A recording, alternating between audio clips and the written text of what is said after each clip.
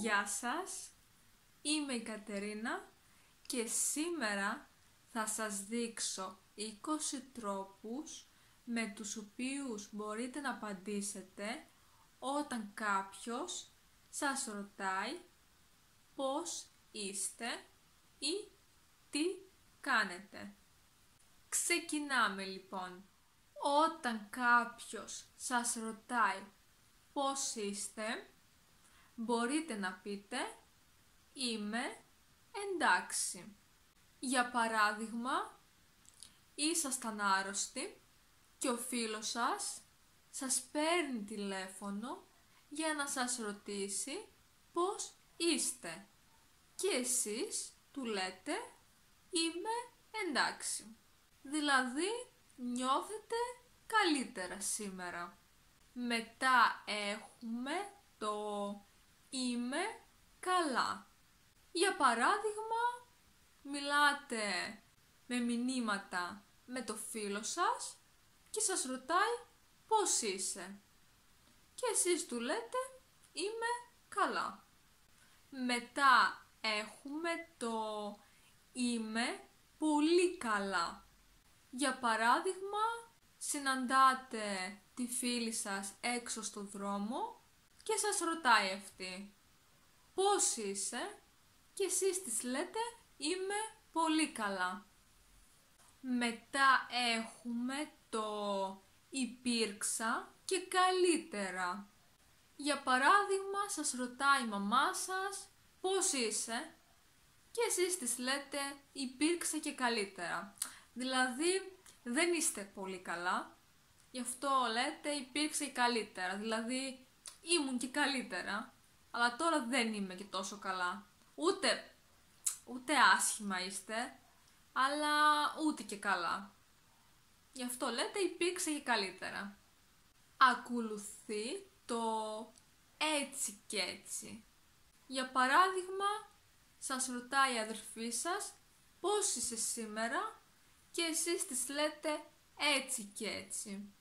Δηλαδή ούτε καλά, αλλά ούτε και άσχημα. Είστε κάπου ενδιάμεσα. Έτσι και έτσι. Μετά έχουμε το «δεν είμαι καλά». Για παράδειγμα, σας ρωτάει κάποιος πώς είστε και εσείς του λέτε «δεν είμαι καλά».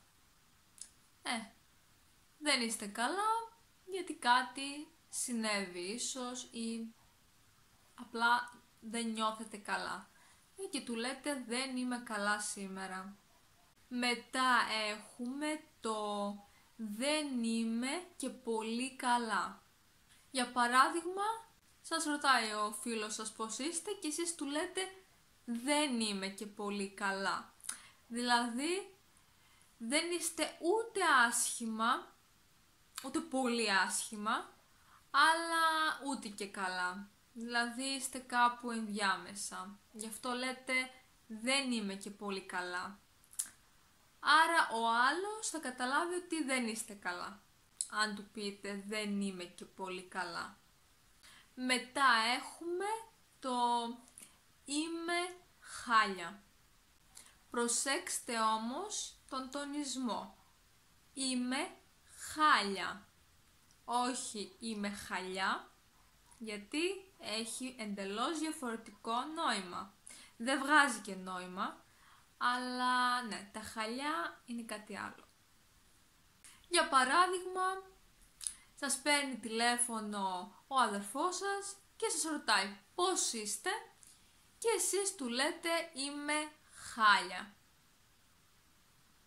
Και εντάξει, αν θέλετε λέτε το λόγο, αν δεν θέλετε δεν λέτε το λόγο. Αλλά «είμαι χάλια» σημαίνει «είμαι πολύ άσχημα».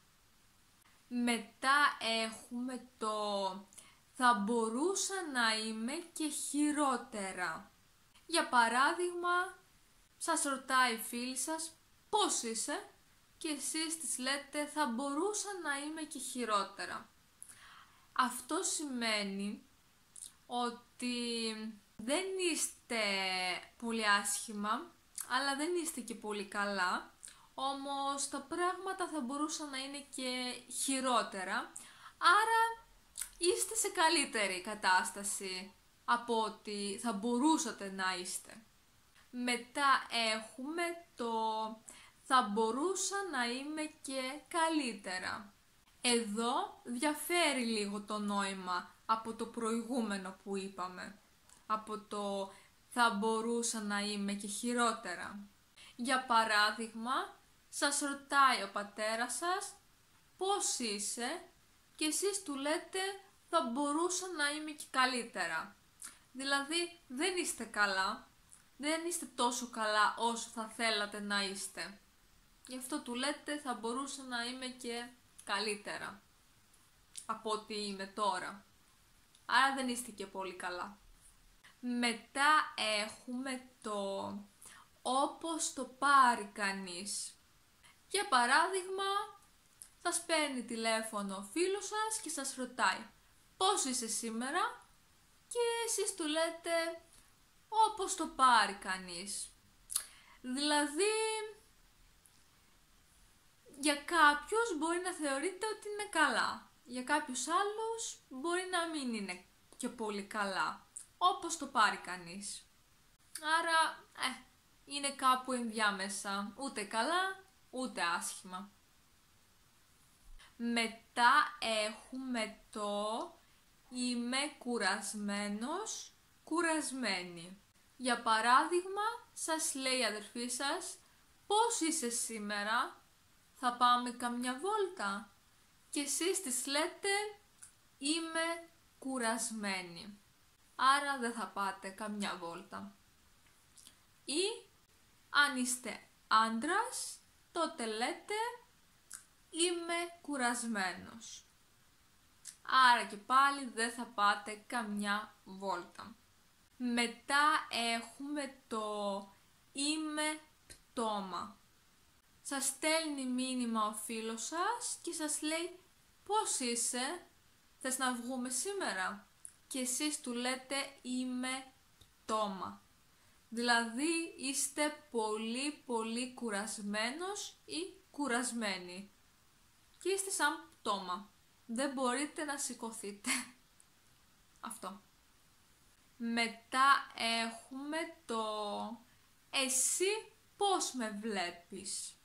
Για παράδειγμα, σας συναντάει η φίλη σας έξω στο δρόμο και σας λέει πώς είσαι και εσείς της λέτε πώς με βλέπεις. Δηλαδή πώς σου φαίνομαι, είμαι καλά ή όχι. Ουσιαστικά αφήνετε τη φίλη σας να μαντέψει αν είστε καλά ή όχι. Μετά έχουμε το τι να σου λέω τώρα. Για παράδειγμα, σας παίρνει τηλέφωνο ένας γνωστός με τον οποίο έχετε να μιλήσετε πολύ καιρό και σας ρωτάει τι κάνετε, πώς είστε και εσείς του λέτε τι να σου λέω τώρα. Δηλαδή, σαν να λέτε έχουν συμβεί πολλά, ίσως και αρνητικά. Μετά έχουμε το δεν είμαι σίγουρος, σίγουρη. Για παράδειγμα, σας ρωτάει ο ξάδερφός σας πώς είσαι και εσείς του λέτε δεν είμαι σίγουρος ή σίγουρη. Δηλαδή δεν ξέρετε αν νιώθετε καλά ή όχι. Γι' αυτό λέτε δεν είμαι σίγουρος ή σίγουρη για το πώς αισθάνεστε. Ακολουθεί το καλά, ευχαριστώ. Για παράδειγμα, σας ρωτάει η θεία σας τι κάνεις σήμερα, πώς είσαι και εσείς της λέτε καλά, ευχαριστώ. Έτσι, πιο ευγενικά, όταν βάζετε το ευχαριστώ και λέτε καλά, ευχαριστώ. Ακολουθεί το όχι και πολύ καλά. Για παράδειγμα, πηγαίνετε στον γιατρό και σας ρωτάει πώς αισθάνεστε και εσείς του λέτε όχι και πολύ καλά. Αλλά λογικό, γι' αυτό πήγατε στον γιατρό, επειδή δεν αισθάνεστε πολύ καλά. Μετά έχουμε το μια χαρά. Για παράδειγμα, σας ρωτάει η φίλη σας πώς είσαι και εσείς της λέτε μια χαρά. Δηλαδή είστε καλά, όλα εντάξει. Και λέτε μια χαρά. Ακολουθεί το νιώθω υπέροχα. Για παράδειγμα, πήγατε με τη φίλη σας σε ένα σπα και όταν βγαίνετε από το σπα, σας ρωτάει η φίλη σας πώς νιώθεις, πώς είσαι και εσείς της λέτε νιώθω υπέροχα. Δηλαδή είστε πολύ χαρούμενοι και ευχαριστημένοι και νιώθετε υπέροχα. Αυτό ήταν λοιπόν και για σήμερα. Ελπίζω να σας φάνηκε χρήσιμο το βίντεο. Μην ξεχάσετε να πατήσετε μου αρέσει στο βίντεο και να κάνετε εγγραφή στο κανάλι μου για να δείτε ακόμα περισσότερα βίντεο. Να είστε όλοι σας καλά. Γεια σας.